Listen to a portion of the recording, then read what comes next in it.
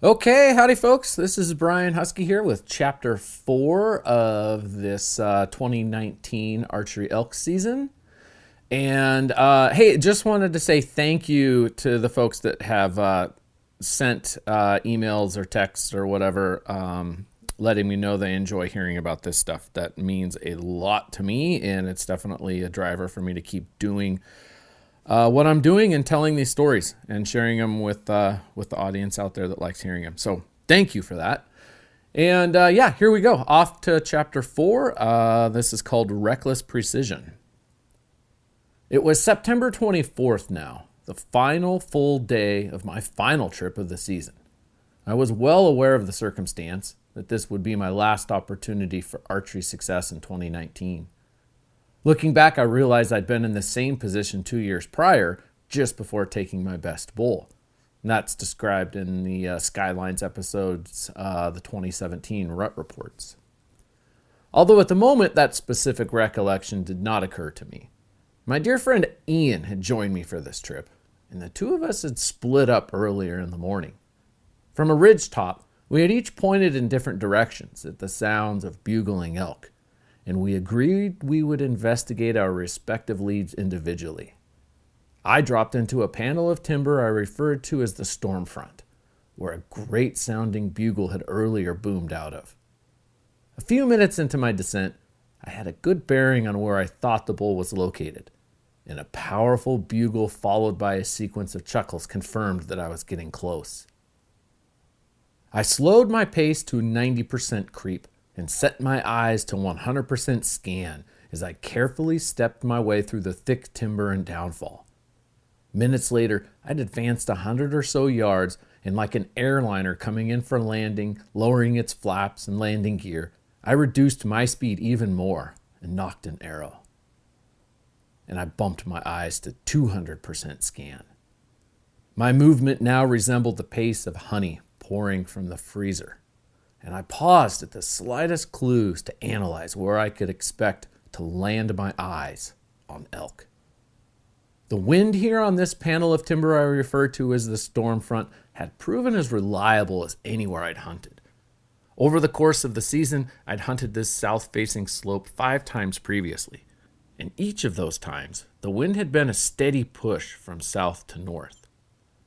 The previous razor-close encounters I'd had with large herd bulls in other locations were all foiled by swirling scent, and I'd long ago come to accept that I could never beat the wind. A new perspective and attitude, however, had convinced me that there was a way I could beat the wind, and it was by the numbers. Although the wind dominates outcomes at will, I told myself the wind couldn't screw me over every single time. And if I kept putting myself in situations where I could shoot an elk, eventually, by the numbers, I could sneak one by when the wind wasn't paying attention. This mantra was running through my head when the thumping of hoofbeats stopped me in my tracks. There's no way, I said to myself. I could feel that the wind had been pushing up against my face this entire approach, and I refused to consider that I was hearing elk spooking away from me. The burst of noise was brief, just a few trotting thumps, and in fact it helped guide me to its source location. Another 20 or so yards later, I halted again as my eyes caught the flicker of movement in the layers of fir and white pine trees ahead. I could make out a single cow elk, calm in demeanor and facing uphill towards me. She was maybe 80 yards away.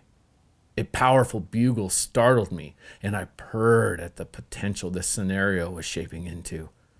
Behind the cow, the shape of another elk advanced into view. First just a nose, but above the nose curled brow tines of a big, mature herd bull. The bull gradually slid into view, revealing himself little by little. As more of him became visible, I begged for it to be the Royal Crown 7x7 I'd missed 2 trips prior. Like watching the outcome of a slot machine from left to right, the first 2 windows were giving me what I hoped for. Big bull, antler points G1, G2, G3. Finally, he stepped far enough forward that I could see his entire rack.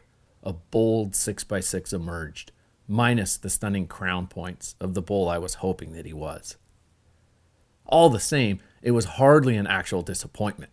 This bull was big, the same class size as Royal Crown 7x7, and moreover, he was right in front of me, like the cow, 80 or so yards below, although it may as well have been a mile, since the trees were so thick there was zero chance of a shot presently.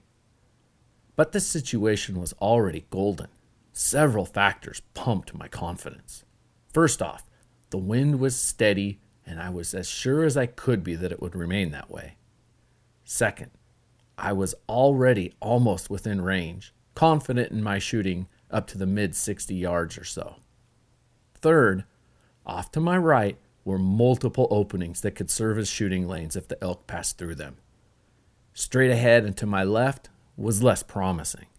A single lane extended out to maybe 50 yards, but it was very, very narrow and had a sprawl of dead branches above it that could be problematic in allowing the arc of a longer distance shot.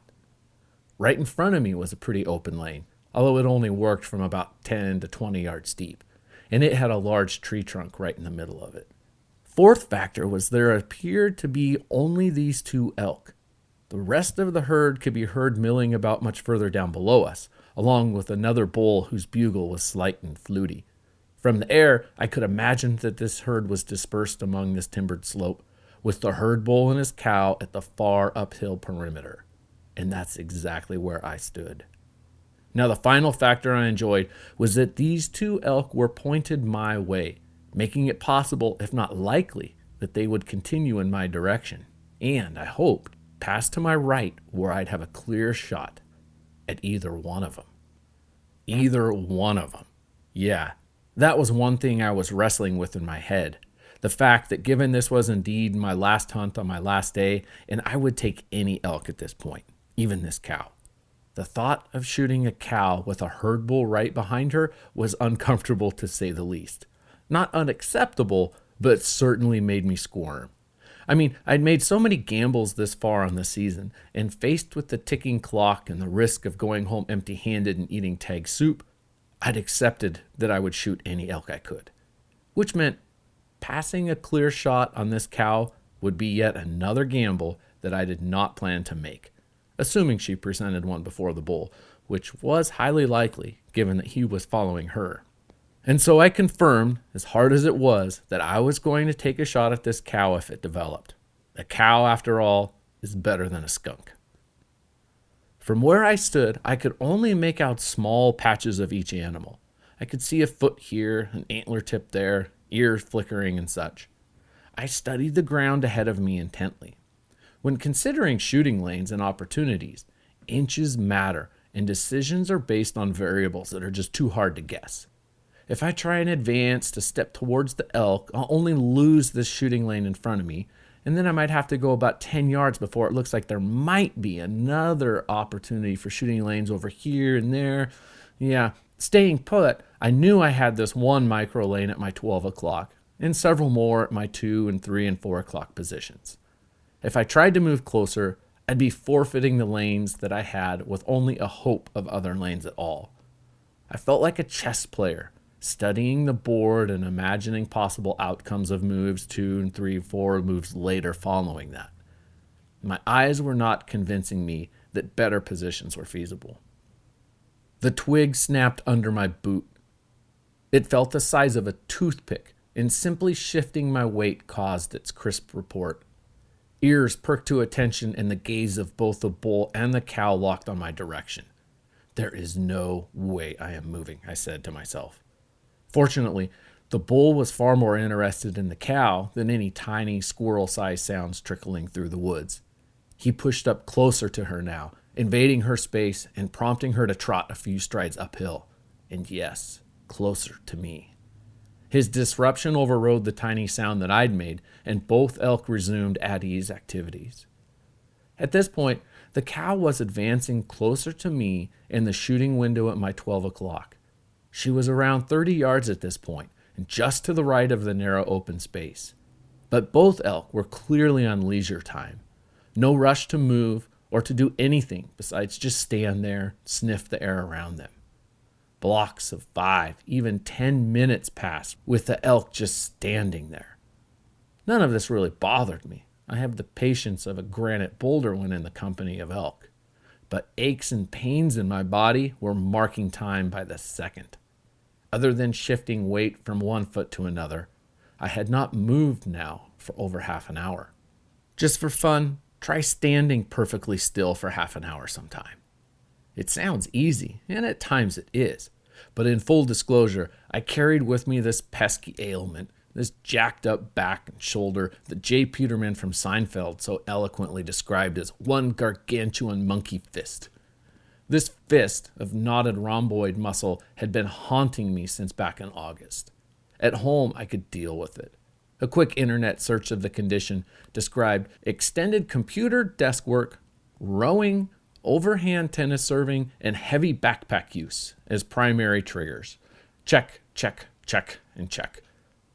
All season long, I'd been walking around the woods with my right elbow up in the air, hand gripping the center loop of my backpack.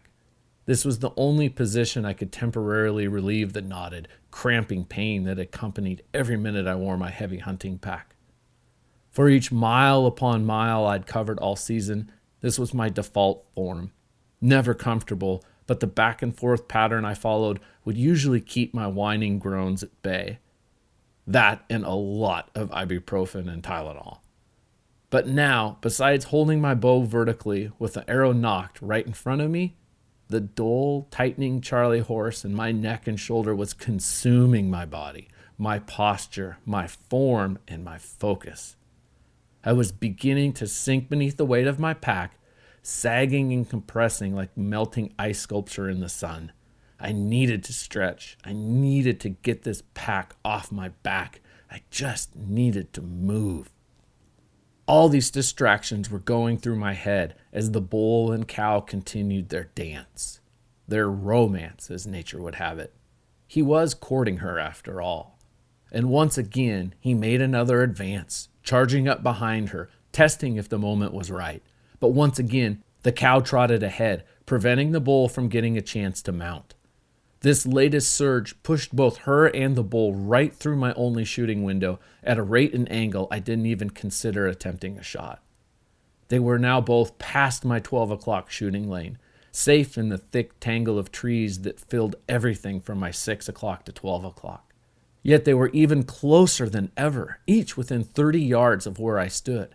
But again, it may as well have been a mile. And to make matters worse, they were both now pointed squarely to my left, meaning that any continued steps would be away from me now at this point, and away from any chance at a shot, and easily gone forever. The silver lining of all this was that I now felt I could safely and very slowly squat to the ground and remove that groaning weight of my pack from my shoulders. Doing so provided little relief, but at least the weight was gone, and I took time sitting on my heels to recompose my focus. This was fortunate, as the bull had seemed to sense my activity, and as I was in the process of rising back up to my feet, I was able to spot a tiny few inches of his outline through the tree branches, and he appeared deadlocked on me. 15 or so minutes later, his fixation on my location had eased, as the satellite bull from the rest of the herd I'd almost forgotten about sounded off a bugle. As king of the woods, the bull before me fired back as if to squash any doubt that he was still right here, just outside the orbit of the main herd and present to any challenge of his dominance. This exchange tempted me to enter the conversation. Able to slowly rise to my feet, I stood tall and enjoyed the opportunity to roll my shoulders and slowly rock my head fore and aft, side to side. I felt the shape of diaphragm calls in my pocket and contemplated putting one to use. It's interesting to take note of how much elk like to hear noises. While spending this time so close to these elk, I noticed that any time either the bull or the cow would make a significant noise, a hoof clunk, branch break, rock roll, or whatever, the satellite bull below us would bugle at the sound. Likewise, any slight commotion below us would initiate a vocal response from the big bull. Elk hear everything. At one point, I shifted my weight, and for the second time, I swear it was nothing more than a few pine needles softly breaking under my foot. It was barely even audible to me. The reaction and ear direction from both elk snapped to attention and scanned for the source of the sound. I don't think many hunters realize how much animals can hear. And as annoying as they can be, I count pine squirrels as the archer's best friend, given how much noise and racket they make, and how often elk must write off audits of sound to their noisy neighbors. I'm so close, crazy close. If I were to either bugle or cow call at this range, the bull would have to investigate, right? He would close the short gap between us to confirm if I was a willing cow or a rival bull. In doing so, possibly step through a shooting lane. Or he and the cow would bolt and all opportunity would be lost. I weighed the possibilities of making a move versus sitting tight. Back and forth I debated. I had been in this very scenario a week prior with a big herd bull I named Houdini for his trickiness and seemingly magical ability to throw his voice, and eluded me several times when I thought I had him all figured out. I recalled the first time I was within his herd. The wind was right, and I'd made my way to within 60 or so yards of him and his cows. We'd been exchanging bugles leading up to that point, so it was clear that I was posing as a rival bull, challenging him for his harem of booty. The ploy had been working up to that point, but I was pinned in a position where I could see several cows and I could move no closer myself. I needed Houdini to close the remaining gap for me to have a shot. Eventually, when I could see him looping my direction in his circuit of the herd, I poked at him with a bugle in an attempt to insult him, to become a pestering bother that he needed to squash once and for all. It's a play that every seasoned elk hunter knows, and it's a gamble. A herd bull has to be in just the right mood, a fighting mood for this kind of proposition to work. Most times it does not. Houdini scoffed at my insult and turned back to his cows, herding them up and out of their beds and off to quieter pastures. So here I was again, pinned in position with no chance of moving and a huge herd bull so very close, yet so far. I didn't want to call, and I found it highly unlikely the elk would reverse direction and move towards me at this point. I needed something to happen, to turn the elk around them and move them back closer to me. I needed something to stir the pot. Sometimes when you're in the woods, you hear sounds that you dread. Sometimes you hear sounds that bring elation. When it's very quiet, so quiet you can hear squirrels dropping pine cones from far distances, or the buzz of bee wings meters away, our imagination can play tricks on us, taunting with hints of things we desperately want to hear or haunting with threats of sounds we despise. There's a period of time, moments when sounds are in transit from our ears to our brain that are pregnant with possibilities. What am I hearing? It sounds like it could be rocks crunching, or wheels rolling, propeller blades thumping the air, or ATV exhaust, or hooves beating the ground. Seconds drag out in prolonged analysis. The brain measures data and offers ideas. I was hearing something. It was getting louder, and it was coming up behind me, and fast. The pot was about to be stirred. By the time my brain processed what I was hearing, the sounds came to a clunking halt. Hoofbeats. A few more cloven hooves clicked to a stop. Some rocks tumbled down the hill. I turned my head 180 degrees to look over my right shoulder, and I saw a group of cow elk staring at me. I was nearly in the primary pathway they likely wished to follow through the tangle of trees and downfall. 4 or 5 cows were looking over each other's shoulders, wondering why the lead cow had stopped. A handful more idled in from behind and moseyed around the outside. The group of them were about 30 yards from where I stood. 30 yards exactly opposite of me is where the bull and single cow were posted up. I was smack between the groups. With all this commotion, the bull, of course, welcomed the arrival of these fine ladies and greeted the group with a hefty bugle. Clearly seeing and hearing the bull, the group resumed their entry and sauntered onward, coming to a stop 5 to 10 yards directly below me. However, the lead cow was still acting wary, no doubt reassured by the presence of the bull, but also visibly concerned by this strange thing standing so close and upwind. The bull emerged from all the cover that had prevented any shots up to this point and eagerly approached the lead cow. I could not believe my eyes. Like a horse trotting up, I could feel the ground thump beneath the bull's feet. He was jogging right up to me. This is insane. As he passed through a bundle of branches, I lifted my bow and came to full draw. He closed in at 20, 15, 12 yards till he was directly below me and stopped, nose to nose with the lead cow. In disbelief, I calculated. This huge bull I'd been watching was now broadside in front of me at 12 yards away, with a large tree trunk completely blocking his vitals. I've never been this close to a big bull before. It was truly an intense feeling. The bull was absolutely transfixed on the cow, who was completely transfixed on me. You see, as the bull was approaching, she totally saw me draw my bow, but had to have been confused, overstimulated by the fact that this veteran bull was not alarmed and he was jogging right up to greet her. So she and the other cows stayed put and did not spook on my draw. The bull was starry-eyed, gazing at this fresh group of cows, while my vision probed the tree trunk boundaries of his natural shield that he'd accidentally stopped behind. Could I sneak an arrow around the left of the tree and get in the back of his lungs? Or maybe just trust at this range my arrow would penetrate his shoulder blade if I could tuck a shot just right of the tree trunk. But God, what if my shot were to stray at all and graze the tree? Maybe half an inch on either side of the tree would work, but I concluded that these options were simply unacceptable. This was brutal. For like 30 seconds, the stalemate lasted, until finally the bull came to recognize that this cow was completely ignoring him and locked on me. He turned his head and locked on me as well, and I had no shot at any of them.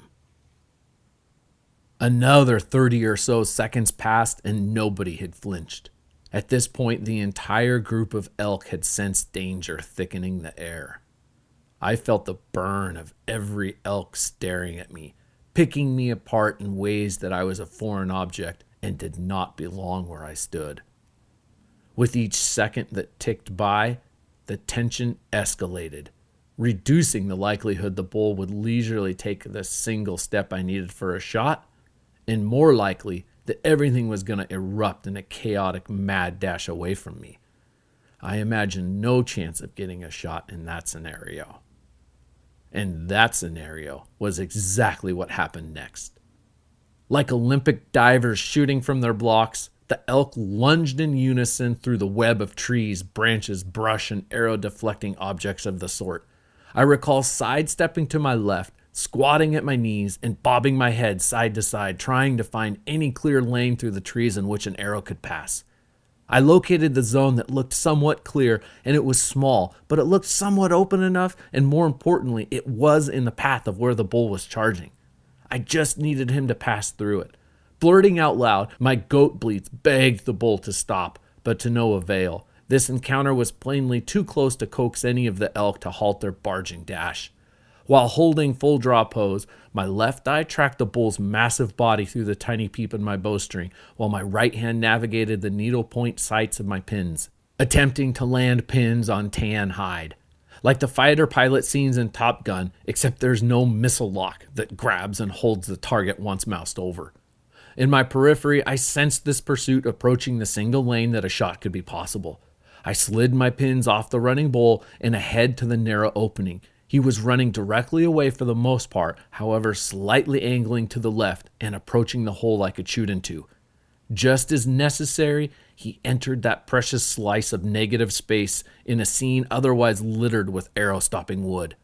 I remember his huge light beige body surging up and down as he ran, getting my pins aligned and ahead, knowing I had to lead his body for the running factor in order to land a shot behind his shoulder. I continued bleating like a goat as he slowed to a jog and looked back slightly at this perplexing sound. My finger dropped, opening the caliper of my release once again, and I watched in seemingly slow motion as my arrow sailed through the mountain air. Launching an arrow is a moment of suspense, like shooting a basketball from half court, watching that arc unfold, the anticipation of where it will land when its up then down path comes to a stop. Early senses get a read if the shot is lined up. We've all heard or described knowing that a shot is good from the moment it leaves your fingers. But as the basketball falls, that's where it gets tricky. Backboard, airball, rim, or net. The sound of an all-net swoosh is in fact similar to the sound of an arrow hitting its mark. Like something of a snap, slap, or slurp, the sound can have a note of wetness or the crack of snapping bone. As the trajectory of my arrow's path fell into the shape of the bull's outline, it disappeared.